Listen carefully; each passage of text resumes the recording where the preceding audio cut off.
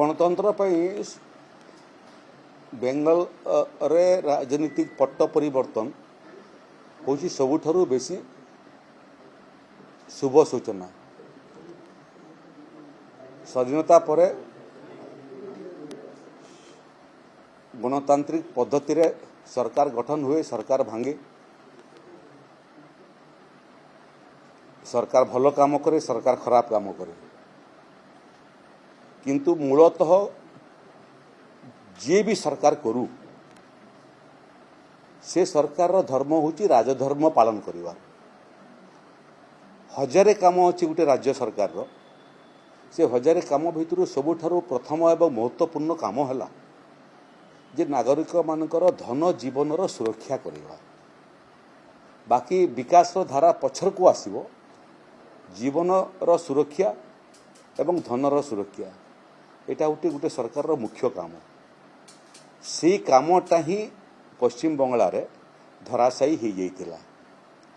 विगत 15 वर्ष भितर राजनीतिक आक्रोश रखिकरी 300 रु अधिक केवल भाजपा कर्मी माने आत्महुति देथिबे, बलिदान देथिबे। सेटा टीएमसी रो गुंडा मानकर शिकार होते। बहुत समय अपराध हुए, किंतु सरकार दायित्व है अपराधी जो दलर भी हो, अपराधी अपराधी अपराधीर ना जाति थाए ना पार्टी थाए। बेंगल सारा भारत वर्ष रे व्यतिक्रम थिला जे टीएमसी रो जो माने कार्यकर्ता से माने जिते अपराध कले मध्य से अपराधी मान विरुद्ध रे कार्यानुष्ठान हो नथिला। जने ओडिया झियो सबुठु हाइट हे गला, जने ओडिया डाक्तरी झियो तार ऊपर मध्य अत्याचार हला एवं ताको अत्याचार करी हत्या करागला।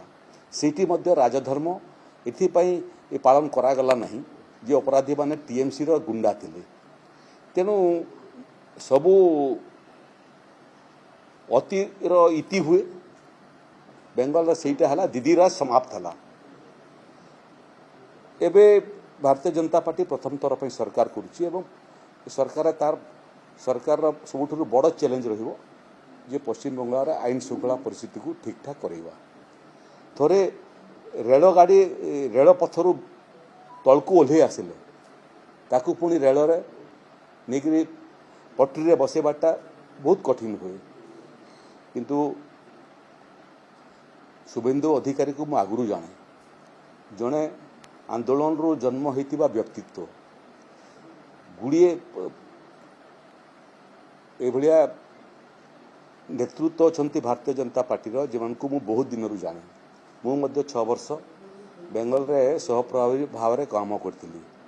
जो मैंने सब निर्वाचन रे विजयी होती विधायक मैंने से भितर अनेकों को मुझे जाने। तेणु मु पूरा आशावादी अच्छी जे रूल ऑफ लॉ बेंगल को फेरिबो, आईन रो शासन हेबो, लोकंकर धन जीवन रो सुरक्षा हेबो एवं अपराध युक्त बंगाल अपराध मुक्त हबो।